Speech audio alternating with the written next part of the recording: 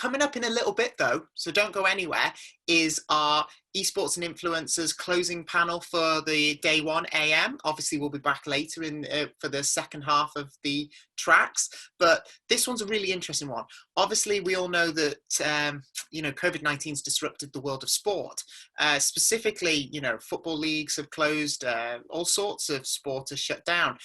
And some of them have been filling the gap. Like I said to you, I can't remember quite which league it was, but I think it was one of the Formula Series has been doing all of their races, actually as part of their Constructors' Championship online. And that was really fascinating to know that they're using digital and gaming solutions to keep the world of sport going, really blending sport and esports into one. And that's obviously really interesting for the fact that everyone was looking forward so much to the Tokyo 2020 Olympics in the summer. And we still don't know if they're going to happen or not.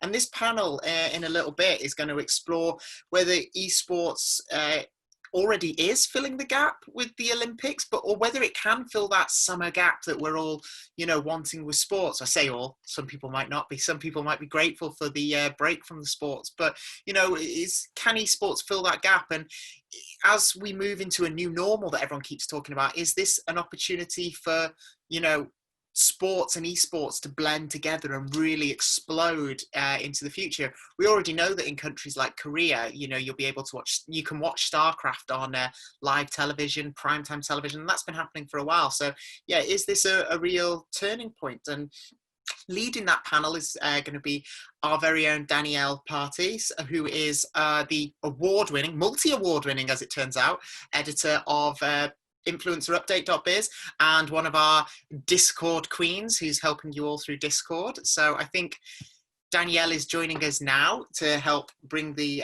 panel together. Hello. Hi, Danielle. Hello. It's good to have you with us again on this. I mean, obviously, you're one of us, so you're leading some of these tracks and moderators and doing these jobs as well, but it's nice to have you and your expertise leading the panel here. Thank you. How's your morning been so far, Sophia? Good. We've had some really interesting talks. It's been a really exciting morning. So, we're looking forward to this one to close it off. But I think it's just interesting to see how, with COVID-19 and everything that's created a lot of problems, it's really creating new opportunities in esports, and especially for influencers and everything else like that. Yeah, I'm excited to dig into this because I'm not super keyed into the esports space. So I'm excited to learn what people are up to. Yeah, exactly. I mean, and I think this is sort of seeing that little bit of that blurring between influence and esports as people are sort of clamoring for entertainment and everything like that. So yeah, thank you for leading this panel for us and bringing your expertise to it. And I won't do any of the other introductions. I'll leave you to that. So okay.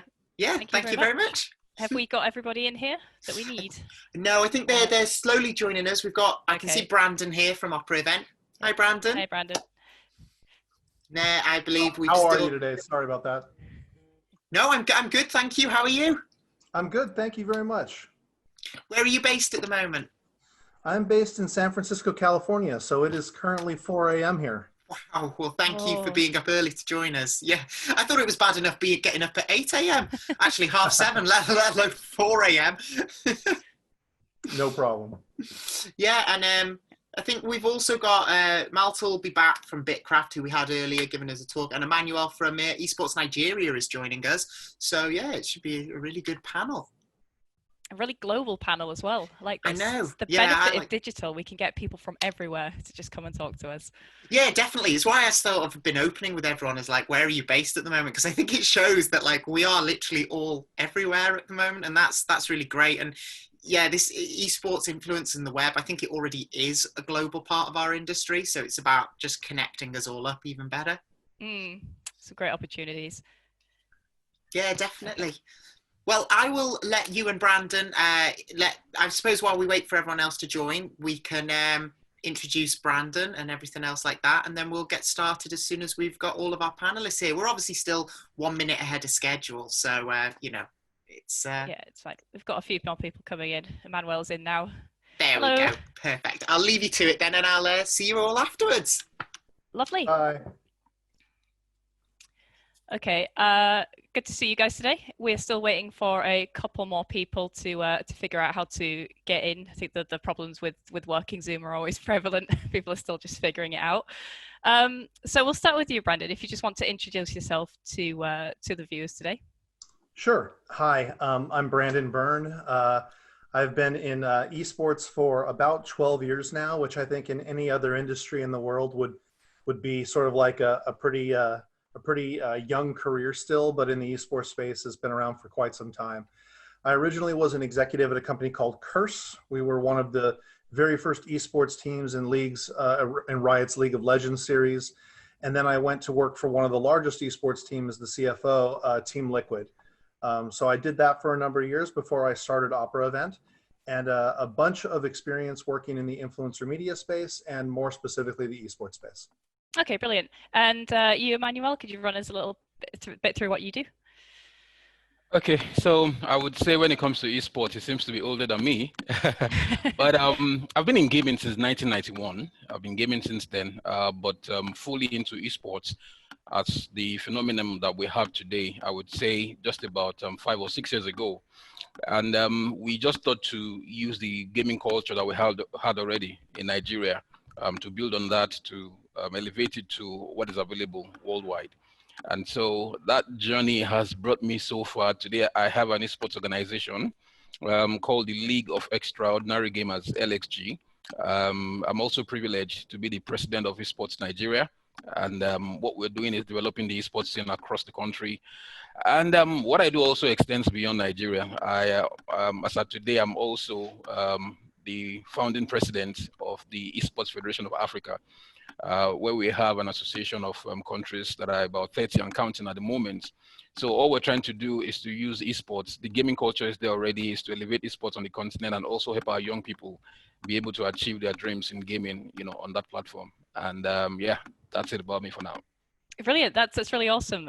Being in the position to bring esports out of Africa and Nigeria to the wider world. That's a really cool opportunity. Yeah.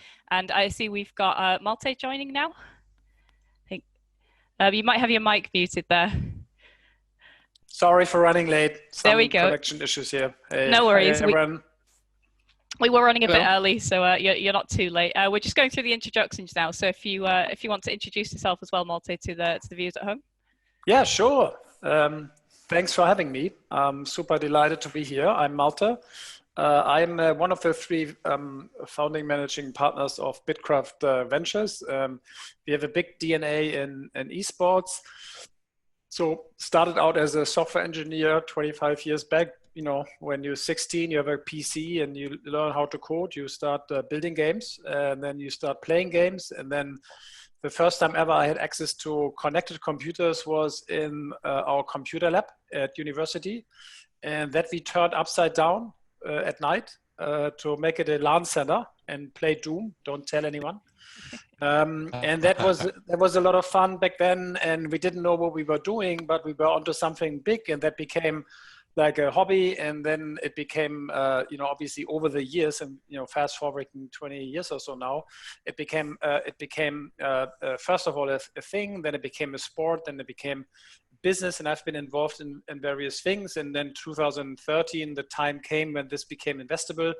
And I was lucky enough to be able to invest into esports. We acquired ESL, Electronic Sports League, and DreamHack, and 9 other esports companies to essentially build the largest esports company on the planet, which I then had for 4 years and had a good time growing. And then in the meanwhile, we were setting up a venture fund around esports called BITKRAFT. And this is what we're currently investing out of. It's a $140 million fund. We invest specifically into esports games, technology, and lifestyle companies to really drive the next generation of esports offerings and companies. Well, it's incredible. It really gives a scope of how big esports has become now that you're making these kinds of investments and setting up these kinds of companies in the space. We've got our last panelist now who's just joined. Pascal, are you there? He's turned his camera off. Yes, I am. There he is. Yes, I am. I had a few technical glitches earlier. So I guess you are at the intro stage. I'm Pascal Intro.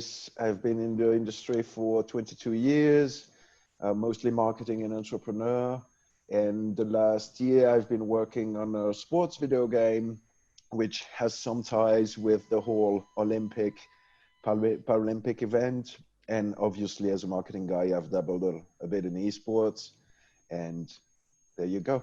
I think that will be it for the late introduction.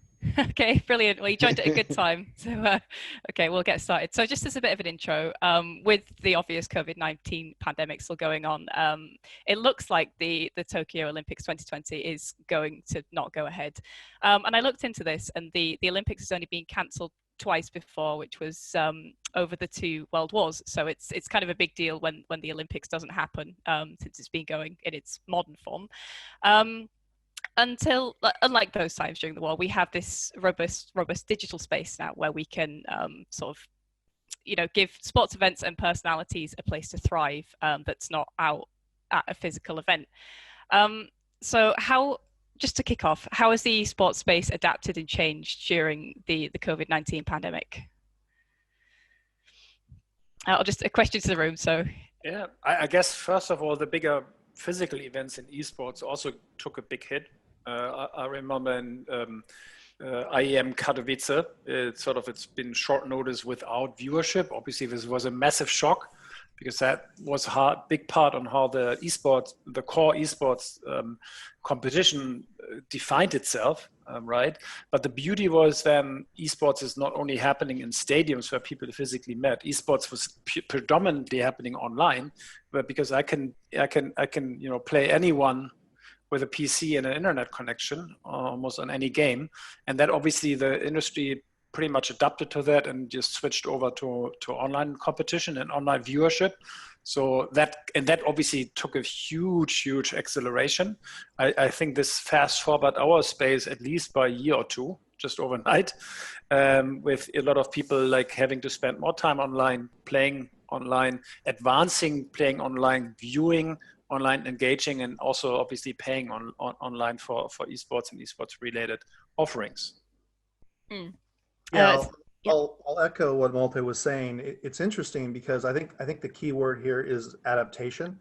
So most of the esports that had been quite large around the world, whether you're talking about the Overwatch League or Riot's League of Legends, the LCS or the LEC, most of those were designed to be in person. And so there was a lot of changing that needed to happen. So just as an example, Riot uses a very controlled system of computers to make sure that there's no third-party systems, there's no cheating. And so when COVID did strike, it was an opportunity for esports to leverage its digital footprint to ultimately adapt and be able to continue forward. That wasn't a super easy thing to do. That wasn't like a duh kind of a situation. It actually required some effort. But the thing that's unique about this is that esports has the ability to do that, whereas traditional sports does not. Of course. Anyone else got anything to add? Or Yes, I think I echo those sentiments, both of them. First of all, that it accelerated everything, which as a marketing guy, I'm super excited about, because now I can book athletes and footballers who are in stay-at-home orders, getting bored, not getting training, and they can participate in celebrity matches. We've just did that a couple of weeks ago with James Rodriguez and David Ospina, two World Cup footballers from Colombia, and they did a charity tournament for Free Fire. Garena Free Fire had a tournament anyway, and they just added that celebrity gala match with distribution for charities, and it was turned around in 9 days. I've never turned around a footballer to participate into an online tournament in 9 days. This normally is just to get the first call. So that's one thing. And then you see that around, like, for example, a company I was working for before, Eden Games, that has been acquired by Talk Esports, Darren Cox, the godfather of GT Academy and all that. And they finally have, without revealing anything confidential, they realized something that was in their minds for years, and that had been resisted by the cars industries and by the drivers. And it was to bring professional drivers to compete against esports professionals in simulators. Obviously online, when I say bring, they didn't bring it physically, but you had Juan Pablo Montoya, retired drivers like Emerson Fittipaldi, or Mario Andretti participating. And then as it grew, it got picked up by TV, and you had some professional F1 drivers who didn't have the Grand Prix who participated. And spoiler alert, it's a gamer that won against the professional drivers. But that as well is something that was imagined and was in the pipeline for many years. And all of a sudden, oh, we're all at home. We have nothing to put on TV on ESPN this weekend because Formula One is canceled. Let's all stay relevant together. So that was really interesting. But then Brandon said something that I'm worried about, which is that the finals of the tournaments was also to secure the stuff and to prevent any hacking, any tampering. And doing that online is more difficult, if not impossible for some games. And that poses a challenge that in some cases the emperor is naked right now. Do you have anything to add, Emmanuel? You're on mute again there. There we go. Yeah, so I had a technical glitch along the line, and I lost track of what you were saying. But you were talking about the Olympics not holding, and how esports is bridging the gap. Am I right? Yeah, that's correct. Yeah. So one of the core values of the Olympics is friendship, and because we are unable to come together for the Olympics this year, esports is actually bridging that gap by bringing people from different nations together to meet, but of course online. And over here in Nigeria and Africa, we are deeply involved with that to ensure that we're able to bridge that gap and bring nations together. We recently had two major events. One of them is called La Coupe d'Africana, and is the biggest PUBG mobile event so far in Africa, having over 900 teams and over 5,000 players. Fantastic events. You know, we also had another one, an intercontinental event between Africa and the Caribbean, and it's called the Afro-Caribbean Esports Invitational. 7 countries from Africa, 7 countries from the Caribbean. It was exciting. 2 games, FIFA and Mortal Kombat. It was exciting. So esports is bridging that gap. And because of some of the things that we're doing, even our government is so interested now that the Honorable Sports Minister has officially endorsed esports as national sport in Nigeria. So this is a big win for us, and we see this progress happening, and we're happy about it. Okay. Yeah, that's a really significant thing to see. You know, people just opening up and accepting esports as an actual sport. Just leading on from that point, do you think that sports companies are starting to take esports and gaming companies more seriously now that we're in this conversation about how esports will bridge this gap of the Olympics? Well, they certainly should.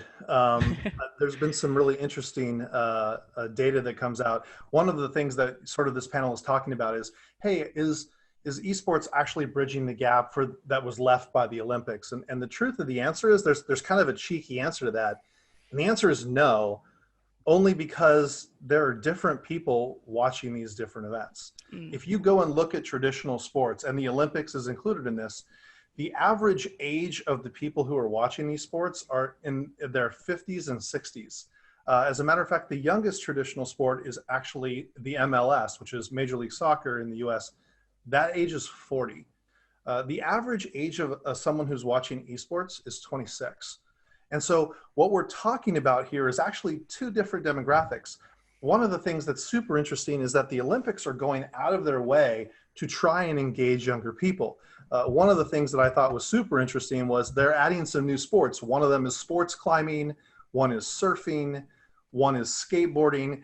In some cases, you know, obviously you guys know that snowboarding was added a little while ago, and NBC is, you know, putting things out on Snapchat. They're really trying to engage this younger audience. And at the same time, can you really watch, you know, the Olympics while streaming? The answer is no, unless you have a cable channel here in the United States and you can link it to that. And so what you're talking about is actually 2 totally different demographics. And I remember I was talking to somebody a little bit ago and they were like, do you really think that the Olympics will let esports in? My response to them was really this: the Olympics need esports way more than esports needs the Olympics. The reality of the situation is that when you have an average age for the Winter Olympics in Sochi, it was 55 years old. That is an alarmingly older demographic when you have advertisers that are coveting this millennial Gen Z, the spenders in our economies. This is a really tough situation. So, I think that the Olympics really needs to find a way to adapt if it wants to stay, relevant in a really rapidly evolving world. I'd agree with that. Do you guys have anything to add? Yeah, I think. Go ahead, Malte. No, I was just thinking. I like your Brandon, your point. I think every generation chooses their own disciplines, right? And so this is, to me, this is democracy. You choose your disciplines you want to compete in. And so for me, like, this is long gone. Like, there was esports and it was out there, and there was significant players and audiences having fun. And nobody needed a regulator. Nobody needed a global federation. Nobody needed the Olympics. We had our own Olympics, except we didn't get a medal, and we made our medal ourselves. So I was more asking, like, why would we need to have an Olympics? Why is that, right? I think we long past that point in that sense. At the same time, I'm not saying like either or. I think it's a nice coexisting, and there can be a blend over. And I remember when we worked with Intel, who's been a large facilitator, because they are a significant contributor on the Olympic sponsorship roster. They pushed it. Obviously, they have a core interest with building technology stack that enables esports and stuff to, like, make the Olympics more digital and so on and so forth. And, while at ESL, we were pushing sort of more like showcase events around the Olympics sort of stuff. But to be honest, I had a hard time seeing that the Olympic sort of management expertise could see what this is all about, actually. And it's just, I think it's a complete different cultural mindset there at that point. I think they will gradually, over time, through a dialogue, get together and build something new and better.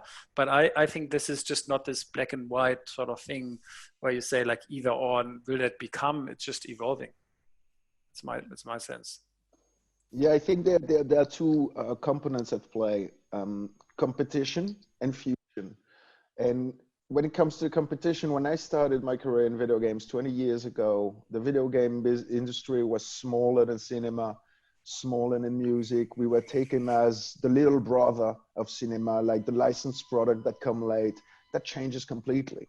We are now talking equals to Hollywood, sometimes taking the lead, and they really respect us because we are a bigger market than music and cinema combined now.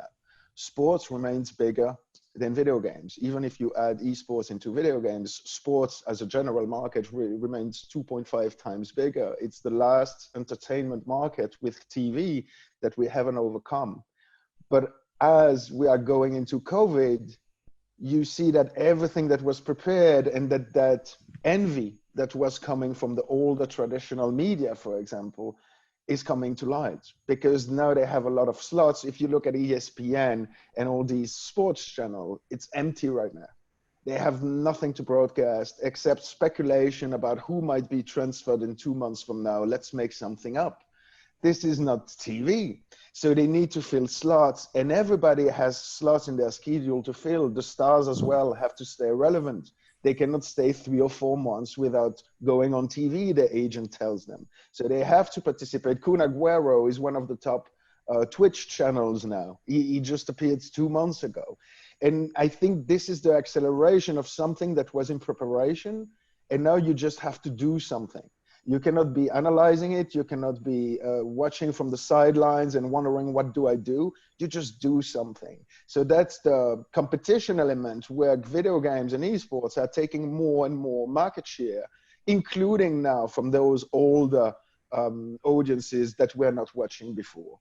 And as for the sports market, yes, of course, they have noticed and they see that they have to adapt and they are jealous and they see that their audience is getting older and ours is younger, like Malte just said. So they want us and we are very desirable, and that's the fusion part.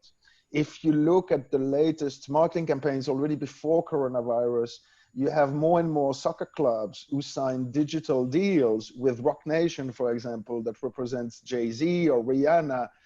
And the fusion happens between consumer goods at a soccer stadium, but then there's a video game component, and then there's a star coming in. And you don't really see who pays for what. And it's the zeitgeist, the pop culture, everything coming together.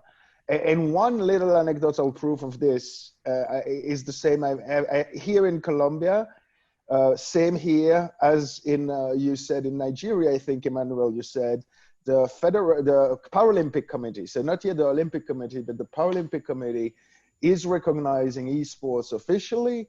And I actually am, since Friday, I'm the head of the Paralympic Committee for esports here in Colombia. They all came very fast. And there are three things. First of all, we are going to support the athletes who want to play video games. And then we are going to support the gamers into going professionals, those with disability. But there is a third thing. We are integrating video games in the training of the athletes to improve their reflexes. And I'm talking about athletes who go to the actual Paralympic physical editions, the sports edition, not esports players. But even for them, video game, as is proven by several studies in Japan, helps with the actual development and their reflexes and many other things. Neurologically, there are many proofs of that. Just to seg back to something that that Brandon said earlier, you said that the esports demographic and the Olympic demographic is so different. Is there a way to sort of bring these two demographics together to all be interested in the same thing? I think to some degree it's happening when you look into Fortnite, right? Which is an interesting phenomenon, because it for me that's the first time it sort of brought an entire family spectrum together in the living room around an esports theme. The kids were playing, they were starting to play their dad, and he got like beaten up by the kids, and the wife was actually watching, and they switched off mainstream TV at night. So that was like, shit, this is that kind of, and that took one significant game and IP and stuff to bring the entire sort of spectrum of generations together. And you could walk, I mean, for me, there was the other litmus test when I walked any high street globally and talked about esports to like let's say moms. You know, if I talked about them to like League of Legends, they just didn't really know what this was in esports. But you know, since Fortnite hit, you go to the same sort of high streets and talk about esports. They go, yeah, that's Fortnite. Yeah, they took over my entire living room. It's a drama, and my whole place is a mess because all my friends of my kids are over, and we play it all night and we watch it, sort of thing. I think this is where this all sort of comes together. That's the next level in IP and taking this to the mainstream. And that also it has a lot to do with like platforms. PC games traditionally led the way into esports, and now with much more consoles, which are, you know, less so core driven, but like in the living room, family entertainment sort of stuff, and then touch devices are big in terms of, you know, changer, because everybody has them. It's an accepted mainstream sort of tool where you can easily socially share and mingle cross-generational. Yeah, I mean, to add on to that, I'll say this: like, I don't think the issue is that the Olympics don't appeal to younger people. I think the problem that you have is that you have an older generation of people at the IOC who don't understand how younger people interact with media. And the example that I'll give is, you know, the IOC did something that was just kind of idiotic and funny. They banned memes and GIFs of the Olympics with the press pool covering the Olympics. Like, this is just stupid. This doesn't make any sense, right? And so the other thing is, as I mentioned before, and when we were talking earlier about a different question, I said, hey, look, like, you know, the millennial generation, the Gen Zs, they're consuming content online. Most of them don't have cable. They don't watch, you know, NBC anymore. they're in different places than where you actually can go. You know, if you want to watch the Olympics, I think the rule for Tokyo was supposed to be you could watch 30 minutes, and then after that you couldn't watch online anymore unless you tied it to your cable carrier, which most younger people don't have, right? So like, I don't think there's anybody sitting around like, I happen to be American. When the Americans win gold medals or silver medals or bronze medals, of course we're enthusiastic, and everybody can find the thing that's of interest to them. But if you can't get the Olympics where you consume content, you know, you have a real disconnect there. And so I think that a lot of this doesn't have necessarily to do with the Olympics, you know, not being interesting. There's a ton of interesting stories, whether it's, you know, Michael Phelps, or whether it's a different, you know, a hero in a different country, you know, doing really well. You know, I remember, you know, in Canada, they had a really fantastic speed skater back in the day. And so it's really, you know, there's tons of ways the press can make this appealing to us, and to younger generations. But if they can't consume it, it doesn't make sense. If they're going to do stupid things like ban gifts, that doesn't make sense. You're just going to get mocked for that. And it demonstrates a real disconnect of the types of media that are being consumed by Gen Z and millennials. And I would add one other big picture point to my mind. When you look into traditional sports, I think this is not equal at all. Like, I mean, just taking me personally, I know exactly by like very early days of my life, I know I'm not going to be a good runner. I'm just too heavy, full stop. It's not going to happen for me, sorry. Or I have a wrong skin color to be good in basketball. Sorry, it's not going to happen for me. In esports, that is very different. So I mean, it's much, this is pure equal, right? Everybody can race to the top. And I think this is why the community is so much more engaged, because the guys who win the world championship are like guys from next door. I could be the next one next door winning the world championship. I know in traditional sports, sorry, it's not gonna happen. That disconnects me so much as a consumer and athlete from consumer and viewer, so much from the athletes. I can never get there. Like, even if I train the rest of my life, I can never get there, full stop. And that is very, very different in esports. And I think this is also the engagement pyramid of like an amateur sort of level towards, you know, semi-professionals towards professional is completely open.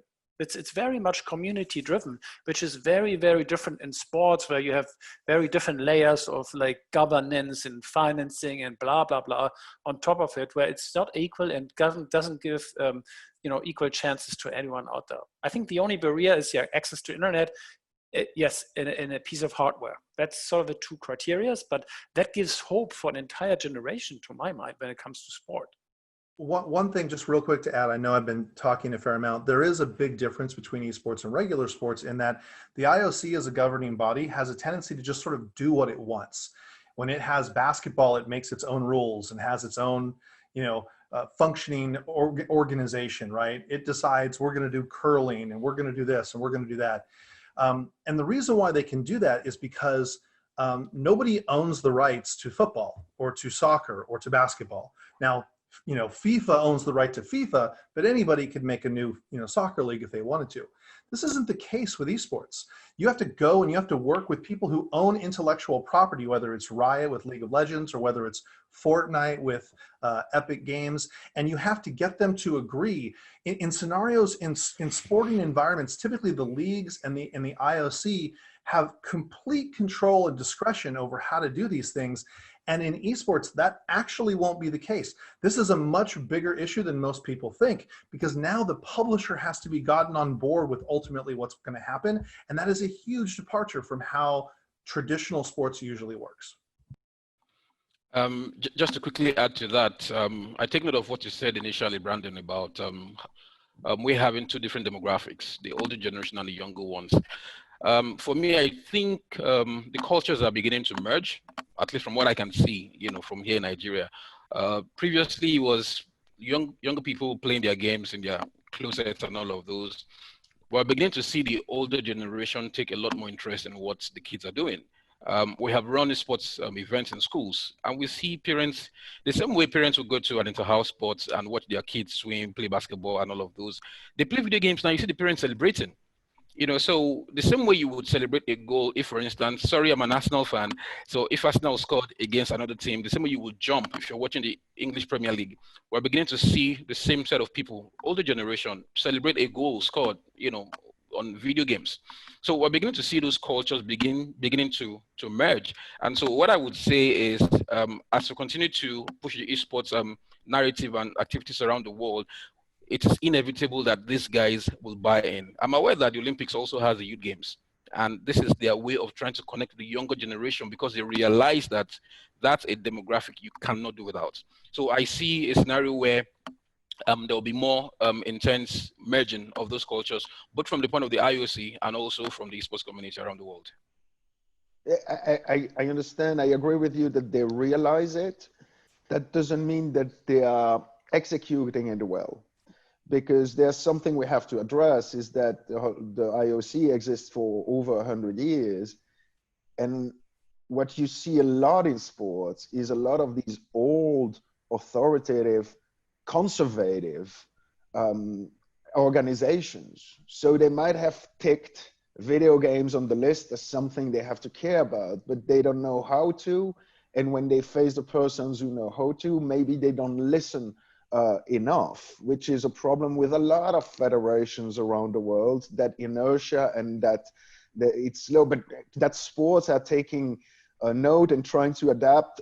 In the US, Brandon, we've seen it, I think 10, 15 years ago with baseball. When baseball all of a sudden started cutting the way they broadcast the sport and the way they put the music on the sport, it was much more fast paced.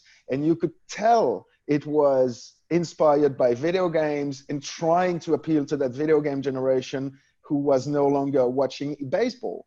It was a fact in the numbers, in the data, and they were trying to address it, but it's not easy. The other way around, though, I completely agree. I see it as well here in Colombia, where you have the fathers bringing the kids to a final event for Free Fire, which is the big game of the moment. It's the Fortnite that works on low-end devices. It doesn't crash, so that's what they're playing. And when the parents come, they take the pictures with the YouTubers as well. And it's not for the kid. It's for themselves. And we know it as parents, right? You start getting interested into what your kid does, and then one day he wins or he scores, so you are now emotionally invested in it. And so through the kids, you get the parents. Through the parents, you don't get the kids, because the kids don't listen to what their parents say. It's too old, it's not cool. I don't want to be on Facebook with my dad and my granddad. I want to be on the next new thing that is TikTok, because they don't understand. That's precisely why the youth want to be somewhere, because mom and dad don't understand. Then mom and dad start watching, let's move somewhere else. But I think it's a case of, yes, merging in some cases, but competing in others. There is these generational changes every 30, 40 years in media, and we're facing one of them. And I don't think the IOC can ultimately capitalize from this. They're going to lose a few more market. They're going to keep some sports fan, and obviously we're going to keep watching the 100 meters dash because we all watch that. But gymnastics, maybe we're going to plug Fortnite and play, or watch it on Twitch. We compete for time, right? We're in the entertainment space. 100%. Cool. I'm just going to move forward a bit because I didn't realize how much we wouldn't be able to get through. So as you said earlier, Skal, you know, companies like F1 are starting to embrace digital sports and, well, esports, and companies like FIFA are starting to do the same thing. And I think FIFA has been quite an established video game franchise for a long time, and the F1 franchise is a really good substitute for that. But can we start to see, or could we see a real sort of full-scale digital recreation of the Olympics with, you know, all the Olympic sports included, or are there just some things that we can't recreate digitally? First of all, do we want it? Second of all, racing has an advantage. So racing is a very particular breed, and that's why it was at the very beginning and birth of esports already in the early 2000s. the skills you need in a racing game are very similar to the skills you need to race a car. The only change is the risk. You can crash into a wall. So you have to manage that risk, and that's a psychological skill. But apart from that, the reflexes, the turning, the curves, the eye, the way you see the curves, this translates very well. And we've seen a lot of esports players become professionals on the track. And when you go into simulators, there is like a level playing field between the drivers and the people playing on simulators. I don't think it's the same. The same can be said about any other sports. When you play FIFA, you don't play first person, and you don't play one player. You play 11 players. So this is already not soccer. You are playing a reproduction of soccer. At the end of the day, the question is a marketing one. Maybe we could have an Olympics with League of Legends, Street Fighter, and just the best games. But again, do we want that? Because as Brandon said earlier, right holders. Street Fighter maybe doesn't want to share the stage with League of Legends for 1 month if they can have their own competition and their own event in which they shine. And also, what is the Olympics? It's like the World Cup. It's like every 4 years we all get together. But all sports have that national league all year long. And I think that's more desirable, and we already are getting that. ESL, DreamHack, thank you, Malte, for everything you've done. You know, we're seeing it.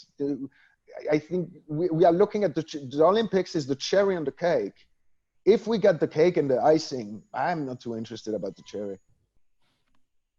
And it's funny you say that. I mean, we with the Intel Extreme Masters Tour, when I describe this to like new prospects or partners or whatnot, it's like it's a bit like a circuit, like it's a Formula One sort of circuit, but mixed with Olympic Games. And so it's multidiscipline.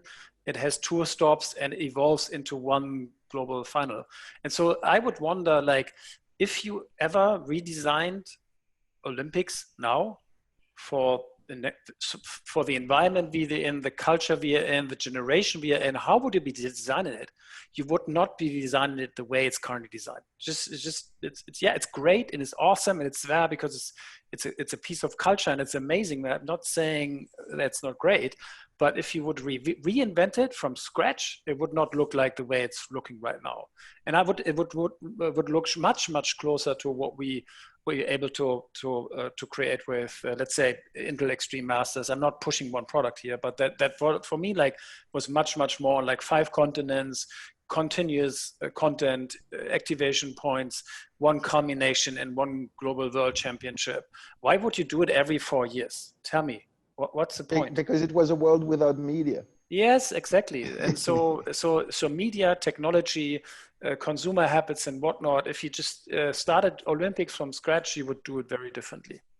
I have an opinion about that, and I think we can actually achieve that. We have seen multi-nation events. I don't know if I'm permitted to mention a name here, but there is a particular organization that has been trying to organize an Olympics equivalent, you know, of esports activities, and they extended an invitation to us in Nigeria. It was supposed to hold in August in Japan, but for obvious reasons due to the pandemic, that has been moved now. So I think it will be a very brilliant idea to actually bring that event together. Like the Olympics also, each country is expected to send several players, you know, so they listed about 5 or 7 games, you know, that different countries will take part in, and you would have 50 athletes from each country, you know, coming together to that destination, you know, to hold the Olympics styled esports events. So I think doing that, first and foremost, it's a way to capture the young people. Then also, because it's a national event, you can bring your governments, you know, to support. You can bring brands. You can bring influencers to support you. And doing that also, I'm sure it will be a matter of time before the Olympics movement, the IOC themselves, will come and say, okay, let's take this over. Since there is a template, since there is a foundation being laid, we can run it on from here. So I see that happening, and it will be a very good thing for the esports community, especially young people all over the world who want to be able to play against people from other countries, meet new cultures, meet new people. Like I said, the Olympics is about friendship. You meet new friends, new athletes. The same thing happens at the actual Olympics. There's a games village where athletes are able to interact with one another. And so if this happens also, young people are able to also integrate and mix up with other people, which I think it's a good thing for us. Just real quickly to add on to that, there is a huge difference between the types of events that you see in a traditional Olympic Games versus, esports, right? So when you're playing an esports game, a video game that is, big and for public consumption, the bar for that needs to be two things. One, the game needs to be fun, which is hard enough. But then two, the game has to be good to watch. Right. And so right now, what the IOC is debating back and forth with the esports community is, hey, Call of Duty or CSGO or even Street Fighter are relatively violent from the perspective of what you traditionally see in the Olympics. The Olympics were mostly tests of endurance, physical strength, coordination physically from that perspective. The games that are the most successful in esports, whether it's Overwatch or whether it's League of Legends or whether it's Call of Duty or whether it's going all the way back to StarCraft, have a tendency to be about something different. And so the chances that I think that you would see sort of like there would be a virtual track and field, or there would be a virtual hammer throw, like this seems highly unlikely because those wouldn't be super compelling to watch. It's up to the publishers of these games to not only make a game that's fun to play, but also one that is good and enjoyable to consume as for recreation, right? And so, I think maybe auto racing is one that could maybe pull it off a little bit, but I think there's a lot of Olympic games that in a virtual world just wouldn't translate very well from that perspective. Mm. Yeah, I would agree with that. That's something I thought about with the virtual track and field thing. The virtual discus and pole jumping is just not going to be the same to watch. So just to round off, when the pandemic is over and things largely return to normal, will the interest in esports sporting events fade, or will it stick around? And should the Olympics work with the industry to make esports an official part of their event? Yes. Yeah. So first of all, yeah, it'll still be around. One of the questions that I get all the time is, hey, when do you think esports is going to surpass or catch up to traditional sports? And the answer, believe it or not, is it already has. In the United States, it's past baseball, it's past hockey, it's not quite to the NBA, or obviously to football, American football, which is the biggest sport in our country. But it's already arrived there. And so the issue here, like really, I think I said at the beginning, like the Olympics need esports super badly. And here's the truth. Like I answered one of the Q&A questions with this. They said, hey, do you think that professional sports will continue to do this? Yes. The average watcher of American football is 44 years old, but the average player is 23. And 23-year-olds play video games, right? So you're going to have this base of professional athletes that grew up in a world playing video games, and they're going to enjoy doing it. The professional leagues have already made big investments, and maybe Malte could talk a little bit about this. I think they see this as like, hey, this is marketing, this is PR, this is an opportunity to sort of introduce our sport to a younger generation. I think the Olympics need esports 5 times as much as esports needs the Olympics, and that's just my take. I'll quickly add to that and give you some figures and some of my experience here in Nigeria. Post-pandemic, I believe that esports will even grow bigger. Already, we have seen some trends happening. Like I said earlier on, the Honorable Sports Minister has endorsed esports as an official sport in Nigeria, thanks to COVID. I hate to say that, but I mean, it's a reality. But we have that in place now. And we're beginning to have esports teams and organizations, put themselves together. Tournaments are happening everywhere. We have brands saying, oh, we love this. How can we come in? So what it means is that ecosystem that is being created now will not die off post-COVID. Rather, it will grow even bigger.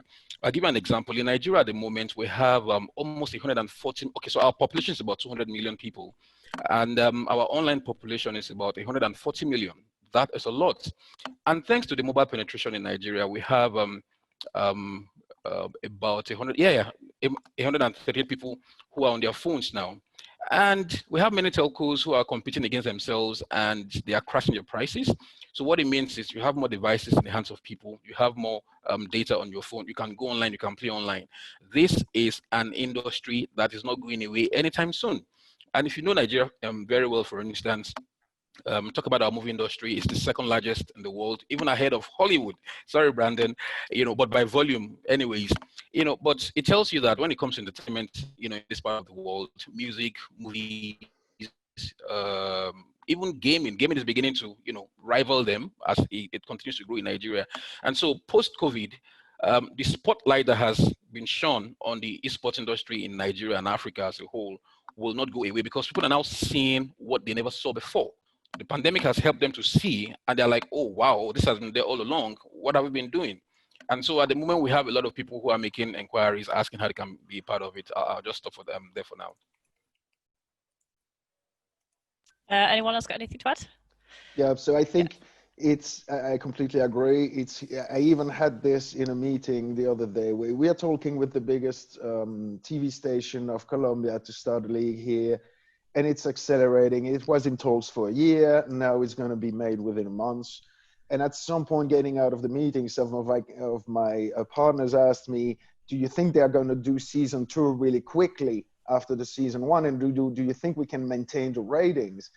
And I said, yes, of course, because it was already growing without the TV station. So whether they pick it up or not, it will grow. Not that they pick it up, it's because they have a free slot in their schedule, right? There is no sport to show. That's the opportunity. But now that they're going to show it, they're going to see the numbers. It's going to beat their expectations. Yes, of course, they want to have a season 2, and that season 2 is going to beat the expectations again. And I told them it's not easy for me. It's not hard, for me to predict that. I've been in video games for 40 years as a gamer and 22 years as a professional. There's not one single year when video games hasn't grown and outgrown something. The story is video game grows, keeps growing, and surpasses everything. And eventually, it was even something that we knew would happen because it's the interactive medium. All the others are not. So there is an intrinsic unfair advantage that makes video games the most fun entertainment medium out there. It's only a matter of time before it picks up and beats everything else. Just take years, but every year is going to keep growing. There's no reason why after the pandemic, it would be different. I've been through SARS in Hong Kong in 2003. Video games didn't decrease after the epidemic of SARS. They kept growing. Video games keeps growing through everything, including recession, by the way, if you look at 2008. Yep. And it's only the beginning. It's very early still, even though it feels big already. Mm. Okay, if that's everything we've got to add, I will wrap up there because we have ran over a little bit. I've just let it run into chaos. But thank you so much, guys, for coming in today and sharing your expertise on this. It's a really interesting thing, and it's very specific to what's happening in the world right now. So it's great to have the opportunity to really dive into it from all perspectives globally and talk about what is going to happen. So thanks again for joining us, and I hope you enjoyed the rest of your PGC. Thank you so much for having us. Brilliant. See you later. Thank you, guys. Thank you for your time. Bye. Well done, Danielle. Thank you. Bye-bye. Bye.